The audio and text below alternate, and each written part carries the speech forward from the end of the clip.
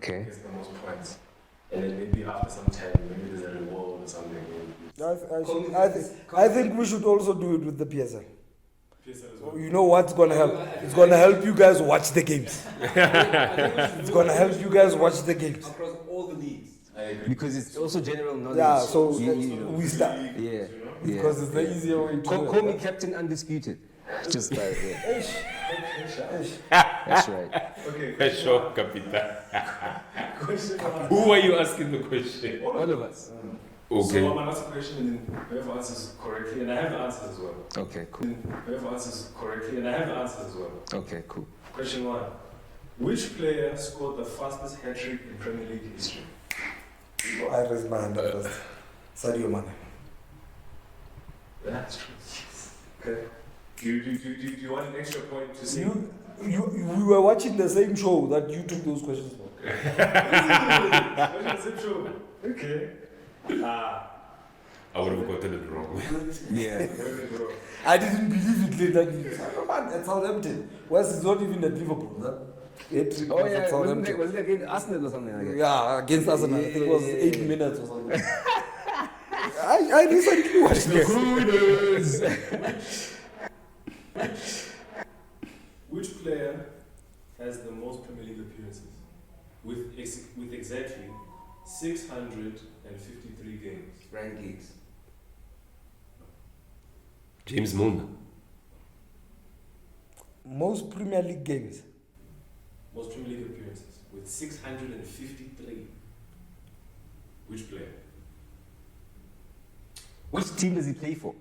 Yeah, you must give us hints. Give us a You clue. must give us hints. I mean, there's so many. There's like Even if you don't tell us maybe which team he plays for, you can say he wears the team he plays wears a red, Shirt number. red and white, or his number He is. used to wear number 6, I believe. He's to wear number 6. His number. Gareth Barry. You know why? You know why I didn't answer quickly? Because I'm trying to think of somebody else. Gareth Barry. Number 6. Now I No, the six. Damn. So, number 3. The 3 players that share the record for the most red cards, which are 8. Or EPL. They're 3 players. One of them must be Roy King. Roy Keane hardly ever got red cards. Referees favored him, bro. If you remember. If you remember. Paulo Di Canio? No, Vieira. Pedro Vieira is one of them. he's one of them. Yeah. Because I know he always got red cards there. He's one of them. Yeah. Patrick Vieira, let me see. Granit Xhaka. No. Damn. To give you the era of Vieira, Yeah. same kind of The era of Arrow Vieira. same that generation of players. And I believe these 2 other ones are English. I believe so. The English. I believe so. Who was that guy that used to play for Stoke? He used to score a lot in fantasy league. That was the only reason why I had him. That's a lot He was a defense. centre back. There's a lot of defense. Yeah, I see him. I forgot his What was name. his name? He was even captain of Stoke at the time. Yeah, he was the Can you give us- captain. can you give us He the was name? Can you give us the team Yeah, give us a team. of that player, of one of the players? Give me the 3. We've got Vieira, yeah. Vieira. Okay, so I can say one of the teams, né? One of the teams would be Everton. Duncan Ferguson. Yeah, I He's a striker. Why you get red card for? Have you ever seen Duncan Ferguson play though? Ferguson is a striker. What the hell? That guy will beat you up and your whole defense. What? Oh yeah. I didn't see that one coming. No way. I wasn't gonna get that one. I know he was the hot-headed. Okay, there's one left. There's one player left. So Patrick Vieira, you got. Duncan for wow. No, that's a surprise. Yeah, big duck. He wears his heart in his sleeve, that one. Now with this one, I'm stumped. Yeah, no. I could only think of Vieira for sure. I don't know anybody else, man. Nicky Butt. Yeah, tell us the name. Dude. Yeah, tell us the other one. You can't just leave us like that. Is Richard Dunn. Richard Dunn. He used to play for Man City. Yeah, he played for Man City. and Villa, yeah. Yeah. Oh, so Lena Nelly. Okay, I wouldn't have gotten it right. No. Alright. That's cool. Okay, number 4, I think I will look at this easy one. Top goal scorer of all time. Alan Shearer. Alan Shearer. So it won't come. That's too easy. But That's too easy. But I responded. That's too easy. All of us get a point because we No, that's too easy. Not all of us responded. No, I but I'm saying responded. we thought about it. No, but that's too easy. How you? We are playing a quiz, guys. We are playing a quiz. We are not at an auction. Giving our kanjani, man. We are playing a quiz, dog. Give him the 1 point. It's okay. Give him the 1 point. It's okay. When was the first Premier League season? 1993. Yeah? Yeah, I got it. I don't know, but I had it both sides, so they should get half. Because now they are getting 2. No, but I said it first. You see what he's doing? He's halving our points so that Because he can win. Did they not respond at the same time? But we did. I said Did you 1993. not respond at the same time? We did. You did. I said it first, man. You didn't say it It's first. got nothing to do with they work together, man. Wow. Okay. Which team won the first Premier League title? Blackburn Rovers. The first, 1993. That was Newcastle. No. It wasn't Blackburn. Man United. Oh, got the kids. When Beckham and them were still kids. I thought it was Blackburn. When did Blackburn win? Did they win it the season after? Probably. Kaka Alan Shearer. Season before. No, must have been. So that wasn't the EPL yet. No, I think it was after. after. Yeah, I think it was after. Yeah. Okay. Because Man United. the overrated Right. team show was part of that team, and he was 3, 1.5. you see. My man, Okay. let's go. Wait. How can the contestants keep scores? What kind of quiz is this? There's no audience here. Are you keeping the scores? All right. Which goalkeeper has the best record in the Premier League? David James. Seaman. David James. You're both wrong. They don't even raise their hands. -1. Oh, are we supposed to raise our hands? When were we supposed to raise our But hands? in a quiz, anywhere in the world, you're supposed to show an indication that you are answering. This is a conversation now. You get that anyway. Okay. Peter check. Yes. Thank you. Yeah. More than Shaka. 200. More than even the overrated layman and Van der Sar. Next question. Number 8. How many clubs competed in the first Premier League season? The first 16. 18. 12. 16. Okay, the one with the closest number. How's that? Gets the point. 22. No, don't. Spot on. No. But I object. come on, guys. Look, hey, he said it. He said it. I mean, yeah. You know why? Because the championship has 22. That's why I thought the championship has 22 to this day. Well, you are correct. The 3 players who shared the Premier League Golden Boot in the 2018-2019 season. Sergio Aguero, Harry Kane, Mo Like Salah. what? Come on. No. Okay, can I go? Obama Young. Mada. We need to look at what Arab. He doesn't know. Obama Young, Sadio Mane, and Salah. Thank you very much. And by the way, it was in that order that they put it in. Extra point. The last question. The fastest goal scored in Premier League history was 7.69 seconds. In Premier League history. Yeah. Mm. Who scored that goal? Robbie Fowler. No. I was going to say Robbie Fowler. Ivan Toney. No. I know it was recent, man. Jesus Park. No. It was recent, that thing, man. I can see this fucking goal. Jesus. No, it was a striped team, striped jersey team. Black and white, red and white. Why am I giving you the clues? Why did you start to give me the Shit. I know it's recent, dog. It's recent. Tell me about Serie A. I'll tell you. Yeah, who no. it is, man. Give us a tip. Give us a tip. Throw us a ball.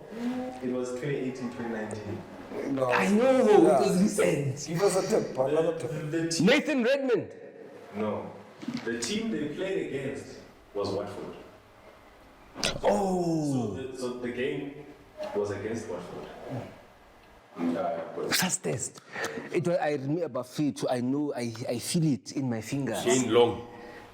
Shane Long. Yes. I told you it was a red white team. I told you it was a red white team. When you said Redmond, Yeah, dog. So, who got the question? Now, so we'll see live. Our fans will see. How many points did I get now? Probably 1 or 2. And a half. Why are you trying to give me half point? What's going on? no, he can't have that full point. I want that half. What half? Who's half? What are you talking about? For that question, when did the Premiership start? Maybe we should We give answered it to the the same fans already. So we can say that I know number one, the fastest goal, Sadio Mane was It was Tato. Tato. Gareth Barry was you. Okay. Vieira and Duncan, you got Vieira. You I got Duncan. Okay, so those are half marks, I guess, because we didn't get everything. Yeah, the third one. The Alan Shearer, you got the point essentially. Yeah. The 92-93 season. I said it the same time as this guy, bro. Man, I said the whole thing. Ah, right? you will check the footage. It's on the footage. I said the whole thing. He check ended up in it. 92. There's no such season. I don't know if it's such in 92. Nah, but that's a good point.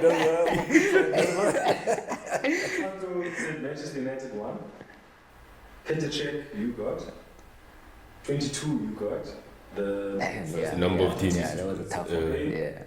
You got the Golden Boot. Yeah. Perfectly in order, by the way. For the bonus point. Long and you got Shane Long.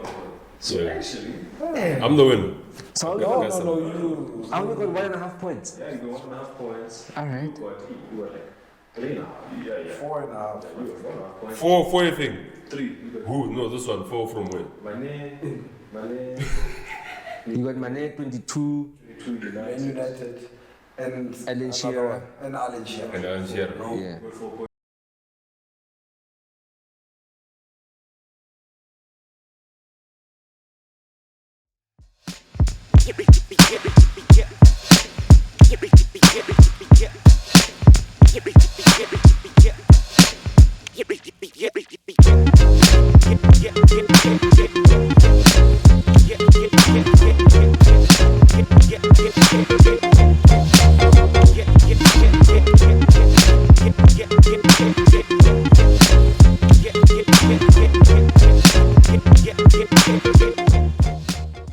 After years of planning and promises, the African Football League is finally underway. The FIFA-backed initiative, it's a pan-African competition that matches teams from multiple nations and is a new direct competitor to the existing CAF Champions League. But the tournament is not quite as imagined. It's drawn critics and provoked controversy, and its development has not been short of surprises.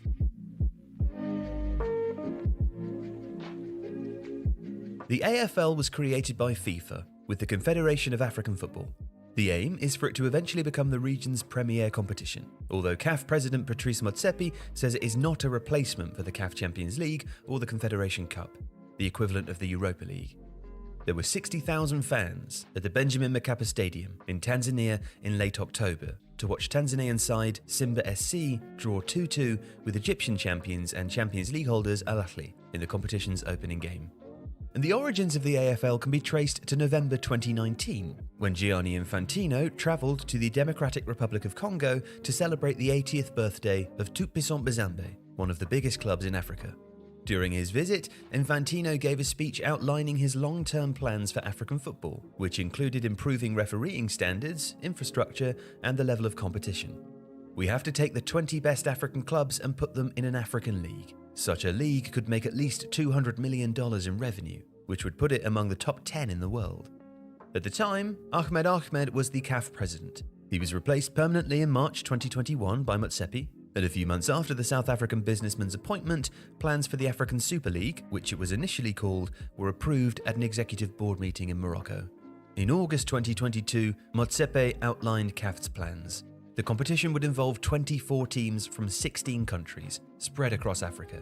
The teams would be split into 3 regional groups: North, Central West, and Southeast, with each group comprising 8 clubs that would play each other home and away. There would be 197 matches overall, and it was due to launch in August 2023 and finish the following May. The total prize pot on offer was $100 million, with the winners set to receive $11.6 million, big sums compared to those typically offered on the continent. Senegal only received $5 million for winning the Africa Cup of Nations in 2022, and Al Ahly earned $4 million for lifting the Champions League trophy earlier this year.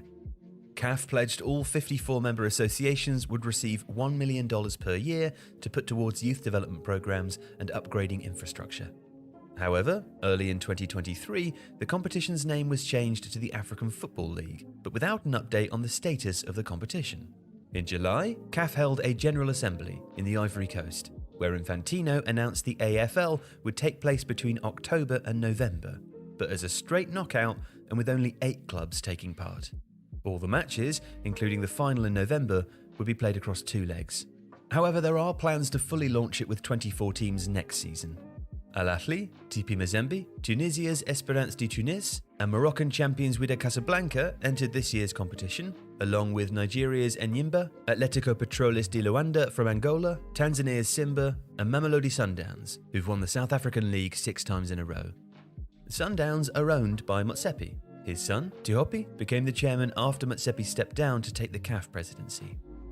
The prize money has been reduced and the winners are now set to receive $4 million, while the runners-up take $2.5 million. The losing semi-finalists will take $1.7 million each, and quarter-finalists $900,000.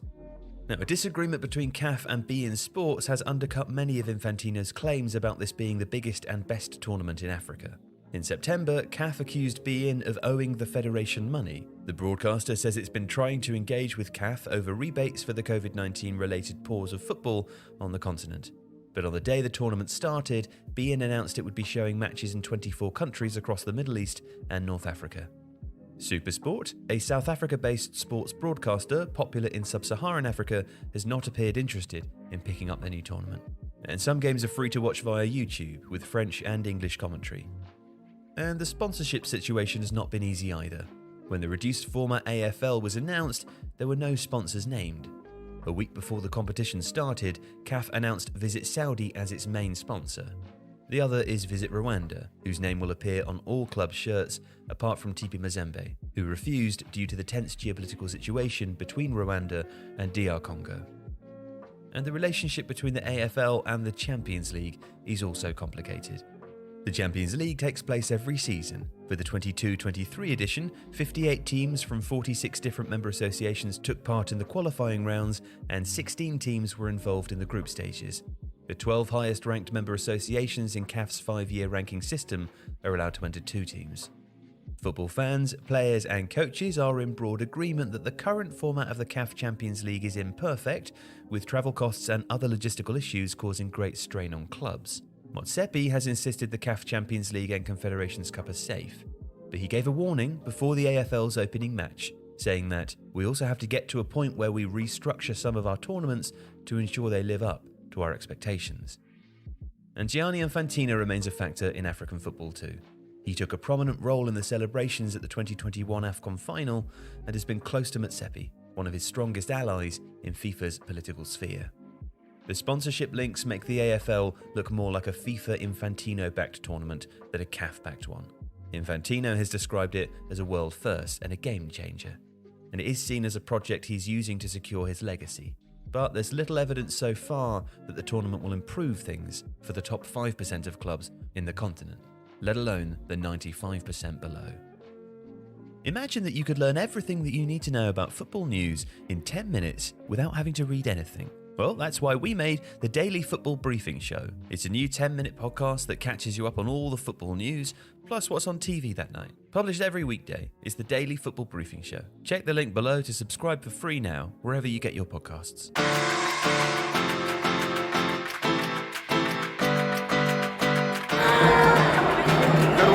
Okay, what events?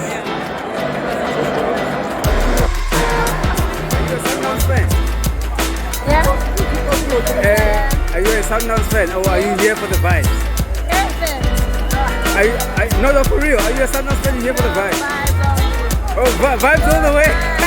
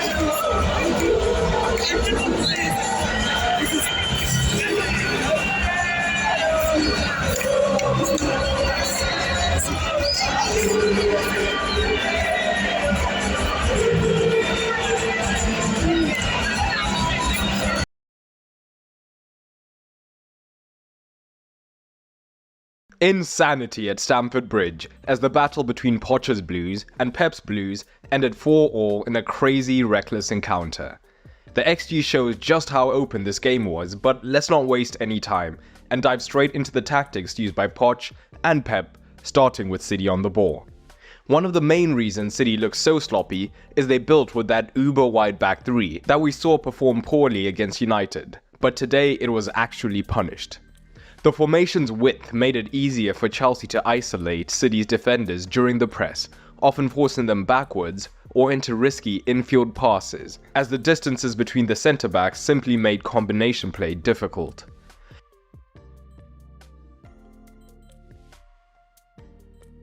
And just like in the Manchester derby, what this meant is that whenever there was a transition for Chelsea, it was not only an instant 1 versus 1 for the wingers against the fullbacks, but it also created massive gaps between the City centre-back and the wide fullback that Chelsea's wingers could look to attack directly.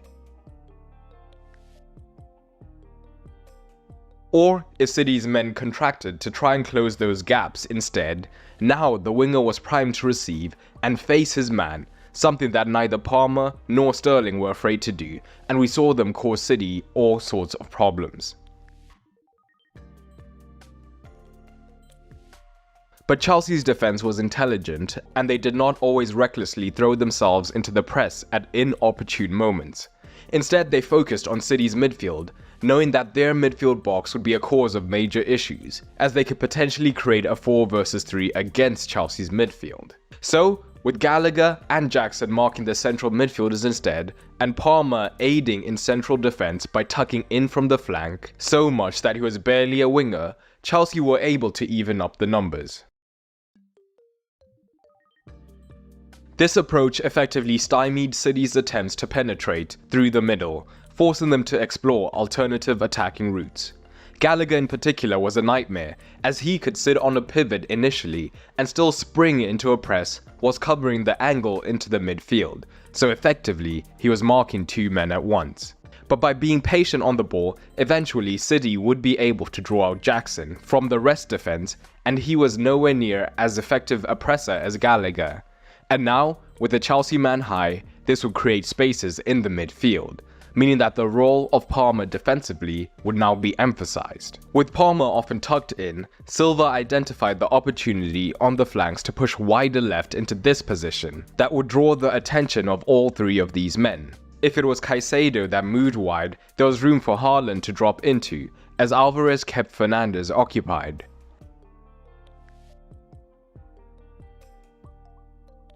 But in general, Caicedo was hesitant to push that wide, and we instead saw him either stay deep or push higher onto Akanji or Rodri to apply the pressure. Palmer, slightly higher up, was facing a similar dilemma of whether to push onto Gvardiol out wide or tuck in onto the pivot.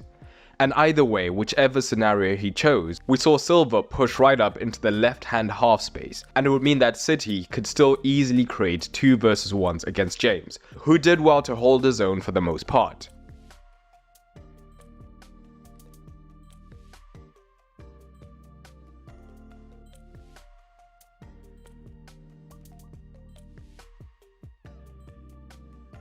But the 3 versus 2s still meant that City were always able to work their way into dangerous positions down the left, usually culminating in Doku and Bernardo combining, with a half-space runner looking to attack the Chelsea box time and again, or Doku getting into 1 versus 1 zones. Chelsea were struggling down their right, and recognizing the need for change, Pochettino swapped Palmer and Gallagher, maximizing Gallagher's energy and pressing ability in the 3 versus 2s to have more solidity as he could cover more ground. This change was significant in disrupting City's build-up play and exerting more control in the midfield. City similarly had success down the right, and where Chelsea defended with Palmer narrow, their opposing winger Sterling stayed high on his man in Walker, ready to either pressure him or transition behind him. But now, in instances where City broke Chelsea's first line of defense, Alvarez frequently found space to operate in, and this could draw in Cucurella and free the wide pass into Foden. Foden's matchup against Cucurella was particularly crucial, as he created several dangerous situations for City, either directly, or when Fernandes was drawn higher up into the pivot, Alvarez would be free to receive and then make the run into the half space, which we saw repeatedly as he looked to get the cross in.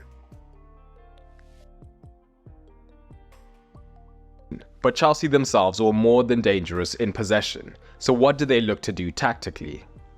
Chelsea's deep play was fascinating, beginning from the goal kick, where they had options. Thiago Silva could begin wider, more like a traditional centre-back, and in this space City were ready to press centrally, led by Haaland and Alvarez, with Foden ready to push onto Cucurella. So instead, with the centre relatively well protected, Fernandes spotted the chance to get space away from the crowded centre, with Cucurella pushing higher and creating space for Enzo to receive. So this movement opened up space for Fernandes to initiate plays from deeper positions on the left, leveraging his ability to handle pressure and begin build-up much better than Cucurella, forcing City to come across and potentially open up more space higher in the midfield in these situations, and potentially break the press.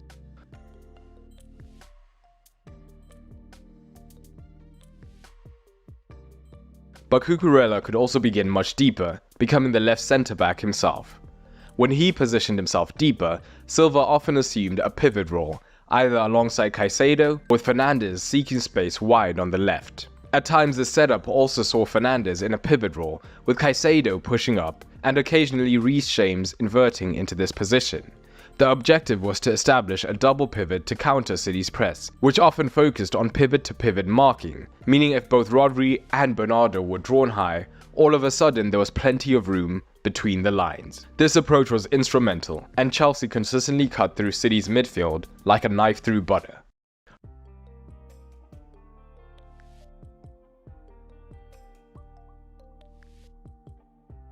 Higher up as well, Chelsea had success. In the first half, City were better, defending in more of a 4-1-4-1, meaning the pressing onus was on Alvarez and Bernardo on the pivot, and Rodri could still patrol this space behind them. With James pushing high to become the right winger, Palmer could begin higher to create a box for Chelsea.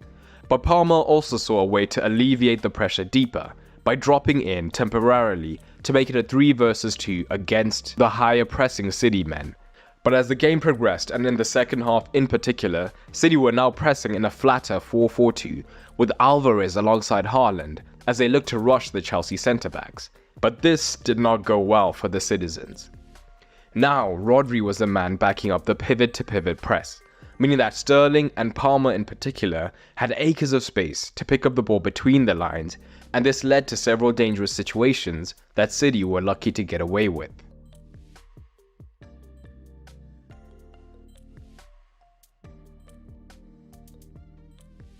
This match was pure chaos, and from an entertainment point of view, as well as a mentality point of view, both these sides earn a 10 out of 10. But looking at the actual performance and tactical plans, this is different, as both sides had clear weaknesses, with Pep persisting with his wide back 3 that left them looking vulnerable, meaning he only earns a 5. Chelsea struggled to deal with the left side overload, putting a lot of pressure on Reece James, but I still thought they were the unluckier of the two sides, and Poch earns a 6. Not everything was covered in this analysis, so drop anything else you noticed down below. This match was a departure from what made City so successful last season.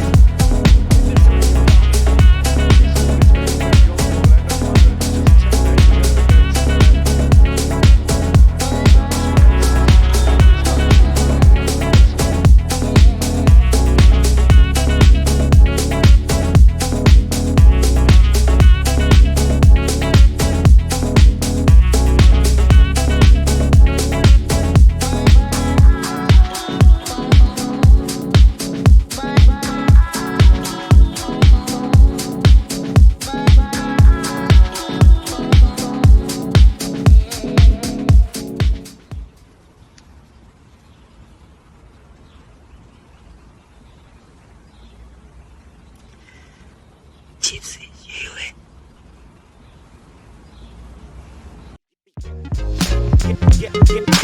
you.